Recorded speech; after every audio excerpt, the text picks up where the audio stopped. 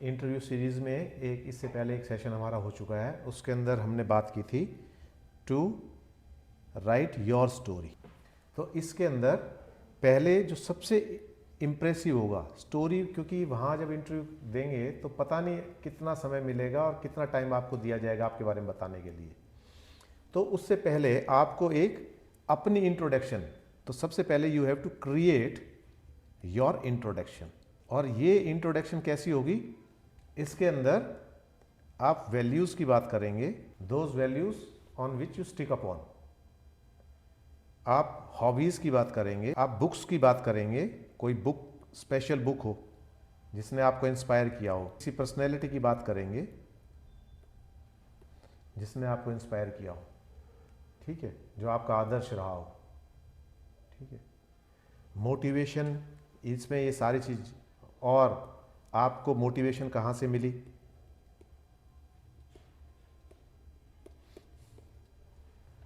कौन से ऐसे मोमेंट्स थे। तो चूंकि अब सामने वाला डिसाइड कर रहा है आपसे क्या पूछना है, कितना पूछना है, लेकिन आपको अपनी तैयारी पूरी रखनी है। तो आपको अपने वो स्पेशल मोमेंट्स निकाल के लाने हैं, जो मोमेंट्स आपके, जिनको कह सकते हो लाइफ टर्निंग, या कहते हैं ना गेम चेंजर मोमेंट, कि आप करना ये चाहते थे, फिर आपने देखा, आपको पता लगा अपनी कैपेबिलिटीज़ का, तो आपने ये डिसाइड किया, ये सब्जेक्ट क्यों चूज़ किया। इन सारे चीज़ों के पीछे आपने पूरी अपनी एक तैयारी करनी है। ये कौन कौन से ऐसी चीज़ें रही जिनका आपको रिग्रेट रहा लाइफ के अंदर, कौन सी चीज़ें ऐसी रही जिनको आप समझते हो कि ये आपके जीवन के अंदर बहुत बेहतरीन चीज़ें हुई हैं, उन सब का आपने एक समावेश करना है, ठीक है। तो यहाँ जब ये पूरा आप कर लेंगे, बहुत कट शॉर्ट में आपने छोटे से छोटा बनाना है। You have to narrate your story बिल्कुल within a smallest span of time, छोटे से छोटे स्पैन के अंदर आपने बताना। पूरा पहले डिटेल में तैयार करेंगे, लेकिन उसको छोटा छोटा छोटा करते लेके आएंगे, ठीक है, ताकि कम शब्दों में आप ज़्यादा बयान कर सकें। एनालाइज पूरा डिटेल में करेंगे, ठीक है। यहाँ करने के बाद ये आप सबको पता ही होगा कि एक डिटेल एडमिशन फॉर्म भरा जाता है इंटरव्यू से पहले। तो उसके अंदर आपकी हॉबीज़ डाली जाती है। बहुत सारे बार ऐसा होता है कि हमारी कोई खास हॉबी होती नहीं है, हम लिख देते हैं उसके अंदर। कई बार हम लिख देते हैं 4-5 हॉबी। तो यहाँ 4-5 नहीं लिखनी, यहाँ आपने कम से कम लिखनी है, मैक्सिमम 2 या 3 बस, इससे ज़्यादा नहीं। और इसके अंदर भी जो हॉबी आप लिख रहे हैं, उस हॉबी के ऊपर डिटेल में आपको काम करना है। वो हॉबी क्यों है आपकी। जैसे मान लो आपने बुक रीडिंग बोल दिया, तो बुक रीडिंग में आपने पढ़ी नहीं है एक भी किताब, तो कैसे काम चलेगा।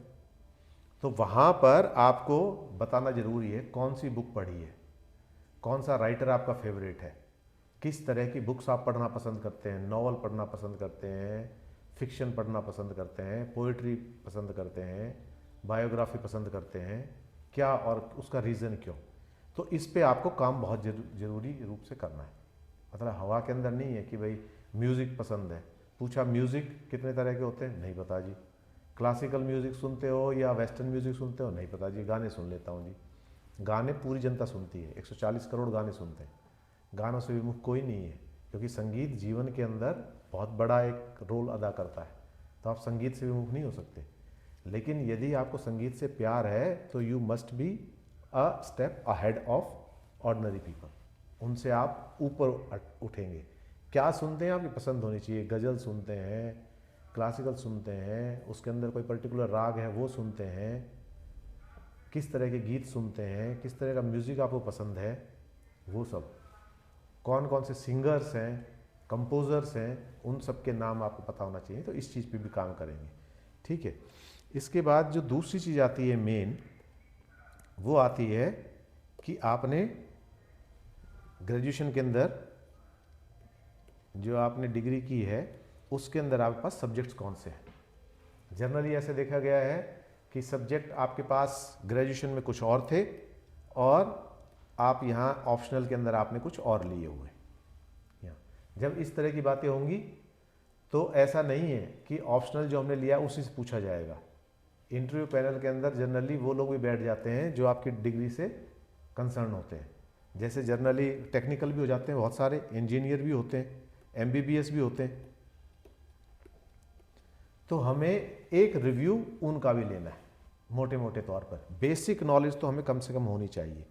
बहुत सारी बार ऐसा होता है कि एक आदमी ने मान लो 4 साल 5 साल पहले एमबीबीएस की और उसके बाद उसने तैयारी शुरू कर दी और today he is facing the interview, but 5 साल के स्पेन में ही forgot each and everything regarding MBBS.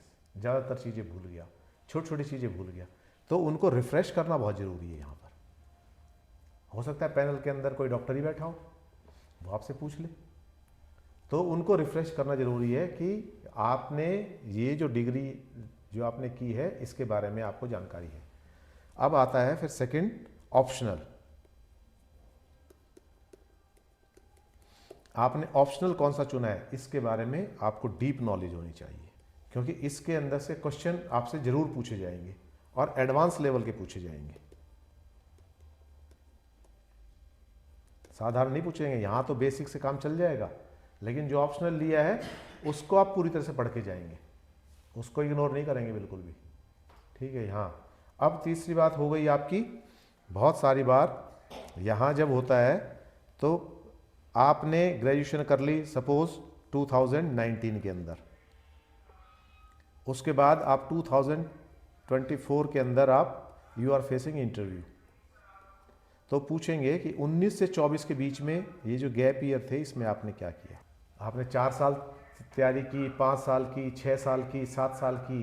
तो यहाँ उनका देखने का मतलब है whether you are a slow learner और फास्ट लर्नर। एक कहावत है कि ब्याह के सारे गीत सच्चे नहीं होते।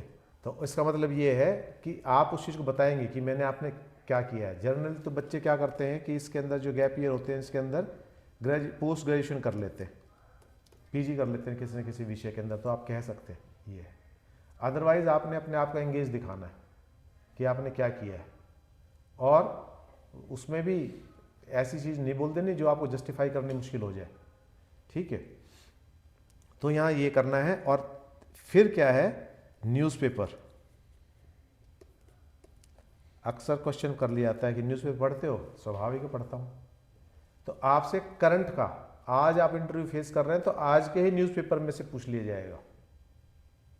तो वो इसलिए कि आप रिलैक्स तो नहीं है, आप न्यूज़पेपर केवल पेपर क्रैक करने के लिए तो नहीं पढ़ रहे थे, और या आपकी हैबिट है न्यूज़पेपर पढ़ना, आपकी दिनचर्या में शामिल है। क्योंकि अवेयरनेस जो है वो बहुत महत्वपूर्ण रोल अदा करती है। जब आप एक एडमिनिस्ट्रेटिव ऑफिसर हो तो how much aware you are. तो न्यूज़पेपर से आपने कहा सर आज नहीं पढ़ा, तो कल के न्यूज़पेपर से पढ़ लेंगे। तो न्यूज़पेपर जो आपने इस दौरान पढ़े, न्यूज़पेपर की हैबिट को आपने कंटिन्यू रखना है। यहाँ पर ऐसा नहीं है आपने उसको डिसकंटिन्यू कर देना कि यहाँ तो हो गया अब तो करंट से पूछेंगे नहीं, ऐसा नहीं है। तो जो आपकी दिनचर्या जो पहले चल रही थी उस दिनचर्या को आपने अब भी कंटिन्यू रखना है। आपने रिलैक्स नहीं होना है। अब ज़्यादा बल्कि आपके ऊपर बर्डन है कि अब आपको अपने आप को प्रूव करना है। यहाँ तो ठीक है मेंटल एबिलिटी थी, तो यहाँ तो सारी चीज़ें आपकी इसके अंदर है। मेंटल बैलेंस आपका देखेंगे वो, how much balanced you are. आप नर्वस तो नहीं होते, आप जवाब किस तरह के देते हैं, वो सारी चीज़ें। तो यहाँ इन सारी चीज़ों का बेसिकली हमने ध्यान रखना है। बाकी चीज़ें ये होती है जब आप इंटरव्यू फेस करते हैं, मॉक इंटरव्यू जहाँ से भी आप करने वाले हैं, मॉक इंटरव्यू करेंगे तो जिस तरह से आप आंसर दे रहे हैं उसके अंदर क्या कमी है। जैसे मान लो एक क्वेश्चन है वो 3 उसमें पूछा गया पार्ट्स में, तो आप तीसरे पार्ट को पहले ले रहे हैं जबकि आपको लेना चाहिए था पहले पार्ट को। या कुछ क्वेश्चंस ऐसे होते हैं जो अफर्मेटिव या नेगेटिव होते हैं, तो पहले उसमें हाँ या ना का जवाब दें, उसके बाद यदि पूछा जाए तो आगे जाएं। तो वो सारी चीज़ें तब हो पाएगी जब आप इंटरव्यू फेस करेंगे। 1-2 बार मॉक इंटरव्यू देंगे तो फिर पता लगेगा कि आपको कहाँ कहाँ इम्प्रूवमेंट की ज़रूरत है। तो इन चीज़ों का बेसिकली आपको और ध्यान रखना है, और आगे समय समय पर इसमें और वीडियोस भी आएंगी जो आपको और चीज़ों के बारे में बताएंगी। ठीक है। किसी की स्टाइल को कॉपी नहीं करना है, उसने इंटरव्यू में ऐसा किया था, इसने किया था। Every individual is unique in himself. आपने अपनी यूनिकनेस को, अपनी क्वालिटीज़ को बना के रखना है। दूसरे को कॉपी करने की कोशिश मत करना कि उसने ऐसा कह दिया था, उसने ऐसा कह दिया था, क्योंकि हर एक इंटरव्यू पैनल के अंदर लोग अलग अलग होते हैं। आपकी अपब्रिंगिंग अलग है, आपकी डिग्री अलग है, आपका ऑप्शनल अलग है, आपके लिखने की स्टाइल, आपका अपने आप को एक्सप्रेस करने का स्टाइल अलग है, तो आप किसी को कॉपी ना करके you try to be original, ये रखना है, बी ट्रू, ठीक है, ये रखना है। तो आगे और सेशंस के अंदर हम छोटे छोटे टिप्स और लेके आएंगे।